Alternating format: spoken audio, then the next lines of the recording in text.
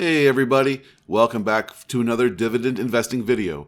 As we head into the new year of 2023, I thought this would be a good time to dig into the various sectors of the market and identify some of the key stocks I want to own as a dividend growth investor in 2023 and beyond. For the first video in this series, I want to look at the healthcare industry. This is an excellent sector for high quality companies that pay a growing, safe dividend.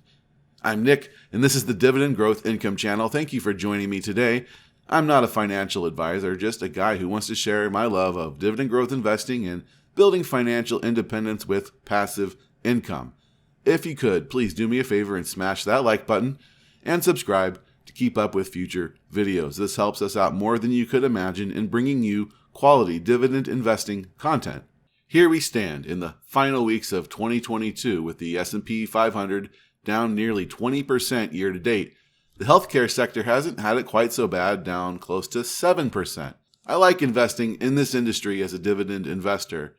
We as people are all consumers of healthcare. As we age, we rely on this industry more and more, and it's nice to invest in products and services that improve people's health and lives and even save lives. Now, before going into the top 3 stocks for 2023 in healthcare, I want to briefly look at the Vanguard HealthCare ETF, ticker VHT. It's one way we could invest in the healthcare industry sort of as a whole with one fund for a mere 0.1% expense ratio, and that's $10 for every $10,000. We can invest in this market cap weighted ETF. It indexes the healthcare industry as a whole. And going into the top 10 of this fund is a good way to get an understanding of the top players in the industry, as it is weighted by market cap. So the ETF holds 423 companies, but 48% of its holdings are in the top 10, which shows you how much larger those top companies are. The first is United Health Group at 8.56%.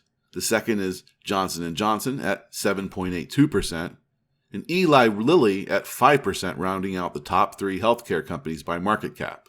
And the next 7 are AbbVie, Pfizer, Merck, Thermo Fisher, Danaher, Abbott Labs, and Bristol Myers Squibb. All of these companies pay a dividend. These are all dividend stocks, by the way. And if you were to invest in VHT, you can expect to collect a yield of about 1.3%. This is a few points below the broader market, as SPY right now is paying 1.65%. The sector as a whole is trading right around 18.5 price to earnings. This gives us something to compare our top 3 healthcare companies to.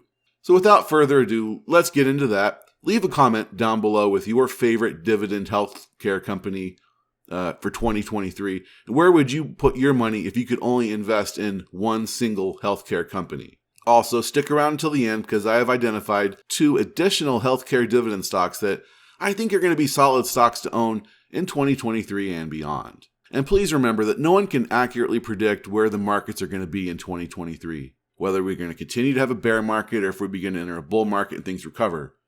I don't know if any of these stocks will close out the year of 2023 higher or lower than where they are right now. Anyone who says they can is full of it, in my opinion. And 1 year is really not long enough to judge an investment. My aim is to invest in high-quality companies that pay a sustainable, growing dividend. And I believe sticking to this strategy will do me well over the next 10, 20 years and beyond. Stock number 1, Johnson & Johnson, ticker J&J. J&J needs very little introduction to most dividend investors. In my opinion, this is a staple that belongs in just about every portfolio. With all the uncertainty around the economy, I'm going to stick with quality for 2023. That will be the theme. Founded in 1886, Johnson & Johnson is a multinational corporation that develops medical devices, pharmaceuticals, and consumer goods. One of the best-run companies in history, one of only 2 companies that has a prime credit rating of AAA, higher than that of the U.S. government. And this is more than 100 years of paying its dividend. Year to date, Johnson & Johnson is up about 2.5%, hanging out around the midpoint of its 52-week range. J&J is trading at a forward PE of 17.3.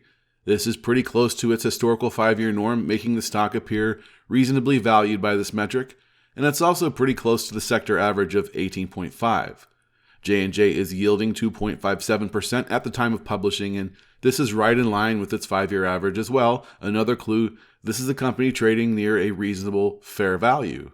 Johnson & Johnson makes its dividend payment quarterly every March, June, September, and December in the amount of $1.13 per share for a total annual payout of $4.52.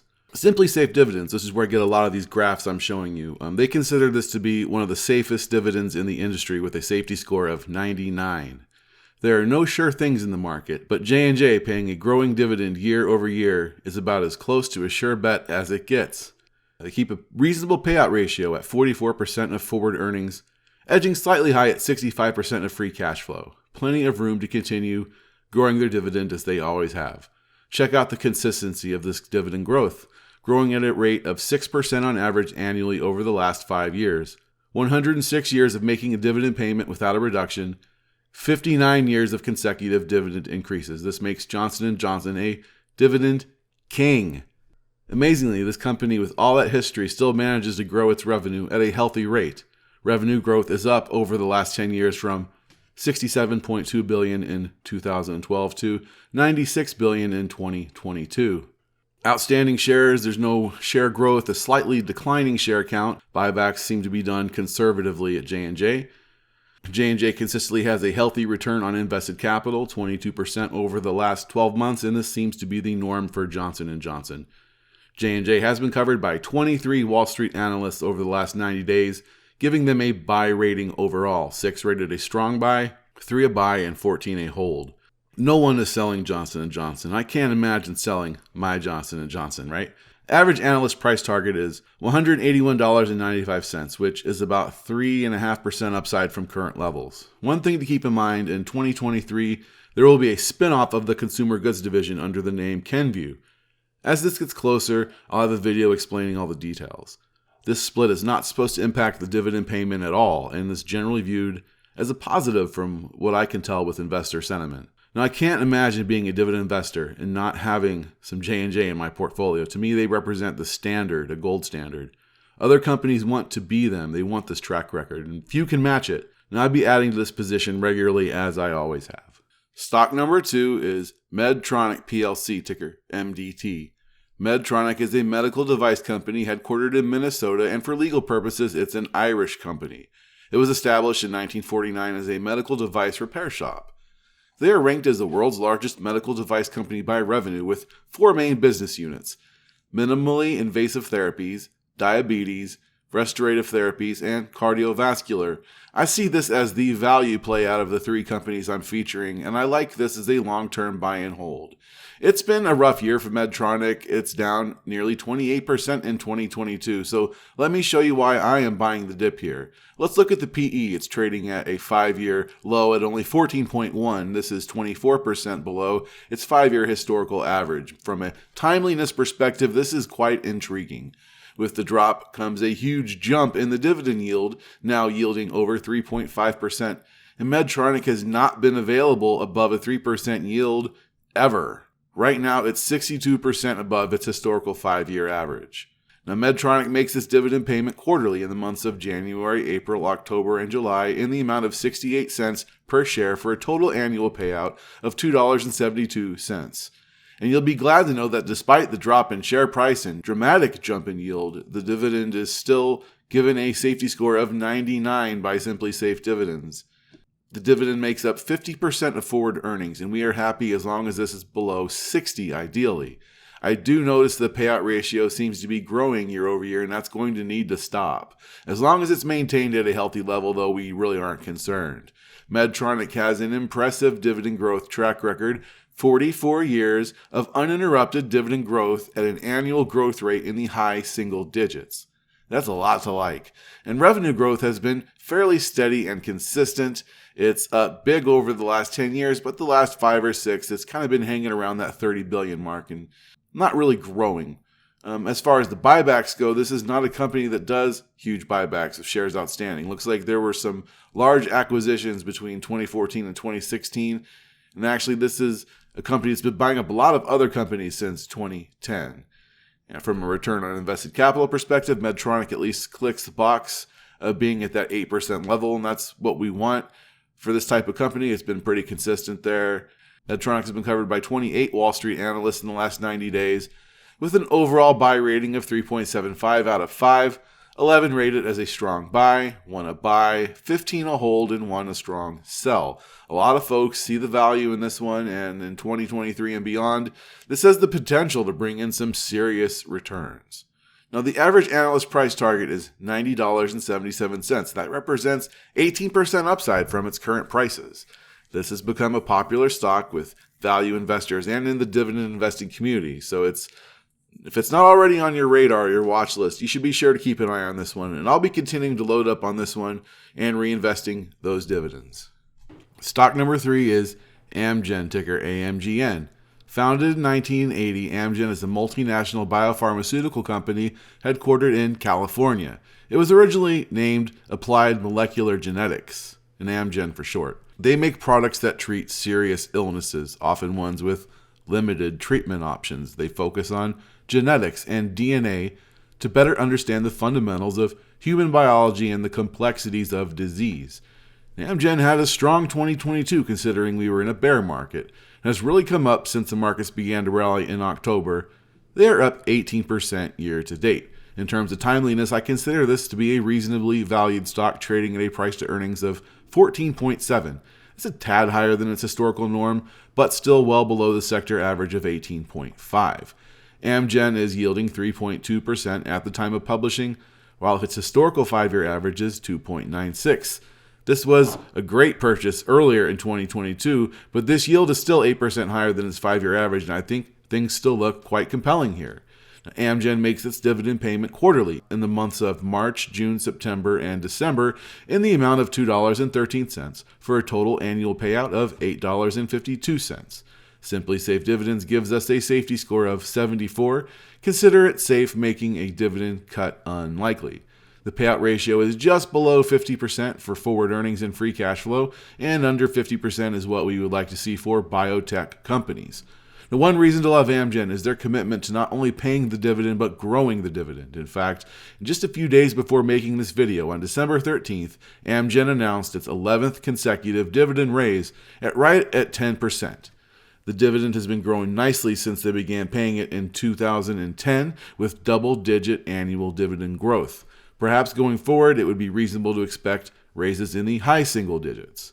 I love this chart on revenue growth, a nice steady climb up, nothing crazy or unsustainable, just consistent revenue growth. Love to see it. In the last 12 months, Amgen has done over $26 billion in sales. Amgen has been aggressively buying back shares. They are the strongest out of this group of 3 in terms of buybacks. There were 787 million shares outstanding in 2012. 10 years later, today, we have 548 million outstanding. Every time shares are bought back by the company, the shares you own become worth more, a higher piece of the pie, so to speak. Return on invested capital is at 27%, and they've been doing a better job at this over the last decade, and we'd like to see them do just a tad better, get that mark over 25% for ROIC. Wall Street is less bullish on this one than the other 2 out of 25 analysts, 14 rated as a hold, 7 as a buy, and 4 as a sell. The price targets are really all over the place with this one, as high as 325 and as low as 180. The average price target, putting it right around the current price it's at today. Biotechs can be tricky, but I'm buying and holding this one for the growing dividend income and the track record they're developing. If this was to drop more, I would consider it a gift, and it's a position I'd be focusing on even heavier. I see Amgen as one of the top companies to own in healthcare, not just for 2023, but for the next 10 years. The last decade has generated market-beating returns, with the total return beating the S&P 500 when looking at 5 years with a 75% return, and also at the 10-year with a 288% return. And these values include the dividends that were collected over that time frame. Those are my top three dividend stocks in the healthcare sector for 2023. These are the ones that I want to own, and I do own. 2 of them are in my public YouTube portfolio as we started buying Medtronic and Amgen by dollar cost averaging over the last couple months. And Johnson & Johnson is one of my largest positions in both my Roth IRA and also in an older traditional IRA. It's a company I've been investing in for a long time. And as promised, here are 2 additional companies that I believe are very intriguing healthcare dividend stocks to own in 2023. Here's a little bonus for you. The first is Merck, ticker MRK.